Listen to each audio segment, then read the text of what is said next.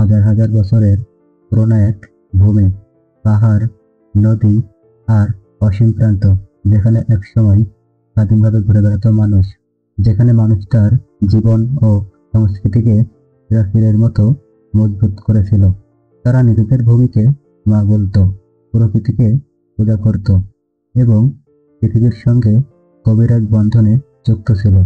কিন্তু আজ এই একই ভূমির অধিবাসীরা নিজের দেশেই দ্বিতীয় শ্রেণীর নাগরিক। আমরা কথা বলছি আমেরিকার আদিবাসিন্দাদের নিয়ে, যারা একসময় এই মহাদেশের একমাত্র অধিবাসী ছিল, অথচ আজ তারা সংখ্যা ও অধিকারের দিক থেকে যোজন যোজন পিছিয়ে।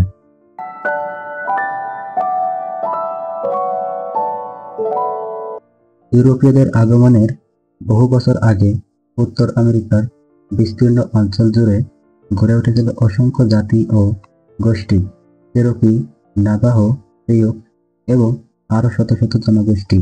তাদের ছিল নিজস্ব ভাষা, নিজস্ব আইন, সমাজ ব্যবস্থা এবং শিল্প। কেউ পাহাড়ি প্রান্তরে ঘোড়ায় শিকার করত, আবার কেউ বা নদীর ধারে চাষাবাদ করত। তাদের সভ্যতার বৈশিষ্ট্য ছিল সামাজিক সমতা, প্রকৃতির সঙ্গে মিলিত জীবন এবং শাসন ব্যবস্থার জটিলতা। পুরুষ এবং মহিলার ভূমিকা সমানভাবে গুরুত্বপূর্ণ। মহিলারা ফসল চাষ, খাদ্য সংরক্ষণ, সমাজ সংগঠন এই সব কিছুর সঙ্গেই জড়িত ছিল। শুধু জীবনধারাই নয়, তাদের বিশ্বাসও ছিল গভীর। নদী, পাহাড়, বনের প্রতিটি প্রাণীকে তারা আধ্যাত্মিক গুরুত্ব দিত। এই বিশ্বাসের মধ্য দিয়ে তৈরি হয়েছিল শক্তিশালী সামাজিক বন্ধন। তাদের সমাজ প্রকৃতিকে কেন্দ্র করেই গড়ে উঠেছিল। তারা জমিকে সম্পদ হিসেবে নয়, বরং এক যৌথ আশীর্বাদ হিসেবে দেখত। এভাবেই চলছিল। হঠাৎ 15শো শতকের শেষ দিকে ইউরোপীয় অভিযাত্রীরা এলো নতুন পৃথিবীতে। তাদের আগমন মানেই ছিল রোগ, আগ্রাসন আর জমি দখল। তারা সঙ্গে করে আনলো স্মল পক্স, ইনফ্লুয়েঞ্জা, মিজেলসের মতো মহামারী। এই রোগগুলো তাদের কাছেই অপরিচিত ছিল। শতাব্দীর পর শতাব্দী ধরে গড়ে ওঠা এই জনগোষ্ঠীগুলো ধীরে ধীরে হারিয়ে যেতে লাগলো এবং সংখ্যাগতভাবে তারা এক লহমায় কমে গেল। এই সময় ইউরোপীয়দের আগ্রাসন শুরু হলো অস্ত্র ও চুক্তির মাধ্যমে। চুক্তিতে লেখা হলেও তাদের ব্যাখ্যা ও প্রয়োগের ধরন আদিবাসীদের জন্য প্রায়ই বঞ্চনামূলক ছিল। 1883-র দশকে মার্কিন সরকার পাশ করল Indian removal act. Indian removal act ছিল এমন একটি আইন যার মাধ্যমে মার্কিন সরকার নেটিভ আমেরিকানদের অর্থাৎ আমেরিকার আদিবাসীদের নিজ ভূমি থেকে উৎখাত করে এবং শ্বেতাঙ্গ কৃষক ও বসতি স্থাপনকারীদের জন্য জমি দিয়েছিল, আর আদিবাসীদের মিসিসিপি নদীর পাশে থাকতে দেওয়া হয়। অনেকের মনে প্রশ্ন জাগে, এই আইনের নাম ইন্ডিয়ান রিমুভাল অ্যাক্ট হলো কেন?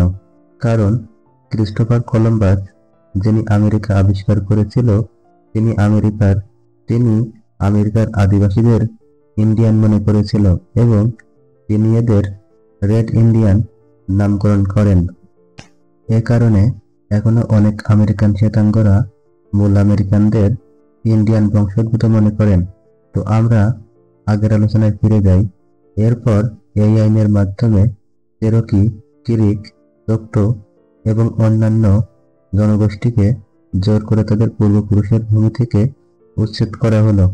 এই দীর্ঘ যাত্রাপথ ইতিহাসে পরিচিত হয়েছে ট্রেইলস অফ টিয়ার্স নামে। এই দীর্ঘ যাত্রাপথে হাজার হাজার মানুষ মারা যায় শুধুমাত্র ক্ষুধা, ঠান্ডা ও রোগে। কেবলই উচ্ছেদের শারীরিক দিক নয়, সংস্কৃতিরও ধ্বংস শুরু হয়। হাজার বছরের পুরনো সব গৃহ নির্মাণ, ধর্মীয় উৎসব ও সামাজিক রীতিনীতির অনেক অংশ মুছে যায়। তাদের ফসলি জমি দখল করে বসানো হয় শ্বেতাঙ্গ কৃষকদের, আর এর সঙ্গে ধ্বংস হয়ে যায় প্রাচীন সংস্কৃতির শিকড়। উচ্ছেদের পর আমেরিকার আদিবাসীদের ঠাঁই হলো রিজার্ভেশনে। রিজার্ভেশন সিস্টেম তৈরি হলো মূলত তাদের নিয়ন্ত্রণ এবং আলাদা রাখার জন্য। এই জায়গাগুলো ছিল ছোট, অনুর্বর এবং জীবনের মৌলিক চাহিদা মেটানোর মতো কিছুই ছিল না।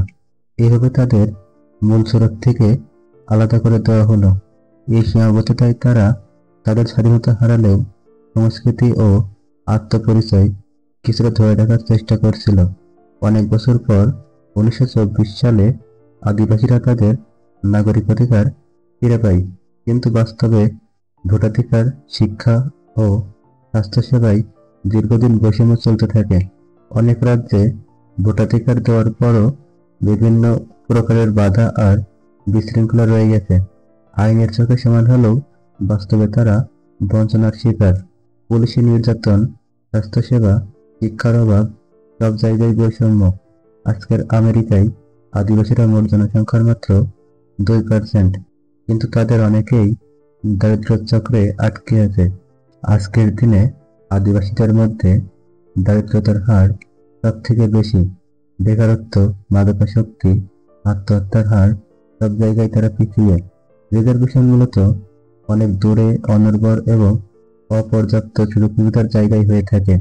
ফলে শিক্ষার অভাব, চাকরির অভাব এবং সামাজিক অবহেলা সব মিলিয়ে তাদের জীবনযাত্রাকে প্রভাবিত করে। তবুও তারা থেমে যায়নি। 2016 সালে স্ট্যান্ডিং রকে ডাকোটা অ্যাক্সেস পাইপলাইনের বিরুদ্ধে প্রতিবাদ শুরু হয় এবং এই প্রতিবাদ আন্তর্জাতিক মনোযোগ আকর্ষণ করে। এতে বোঝা যায় তারা এখনো নিজেদের ভূমি ও অধিকার রক্ষায় সক্রিয়। সব অন্ধকারের মাঝেও আলো রয়েছে। আদিবাসী যুবকরা আবার শিখছে প্রাচীন ভাষা, পুরনো গান, নৃত্য, হস্তশিল্প এবং আধ্যাত্মিক অনুষ্ঠান। কিছু কিছু নেতা রাজনৈতিক পর্যায়ে উঠে আসছে এবং আদিবাসীদের প্রতিনিধিত্ব করছে। বিশ্ববিদ্যালয়গুলোতে আদিবাসী স্টাডিজ এবং সাংস্কৃতিক রিসার্চ শুরু হয়েছে। বেশ কিছু রিজার্ভেশনস বর্তমানে সাংস্কৃতিক ও অর্থনৈতিক হাব হয়ে উঠেছে, যেখানে পর্যটন, হস্তশিল্প ও শিক্ষা প্রতিষ্ঠান আদিবাসীদের জন্য নতুন সুযোগ তৈরি করছে। কিন্তু চ্যালেঞ্জ এখনো রয়েছে। ভূমি অধিকার, স্বাস্থ্য এবং সামাজিক বৈষম্য। তাদের সংগ্রাম আজও চলমান। হাজার বছরের ইতিহাস মুছে দেওয়া কখনোই সম্ভব নয়। যতই তাদের ভূমি কেড়ে নেওয়া হোক, যতই বৈষম্যের শিকার হোক, তারা লড়ছে। তাদের রক্তের যোগ এখনো মাটির সঙ্গে আছে। তাদের সংস্কৃতি, ইতিহাস ও পরিচয় এখনো জীবিত।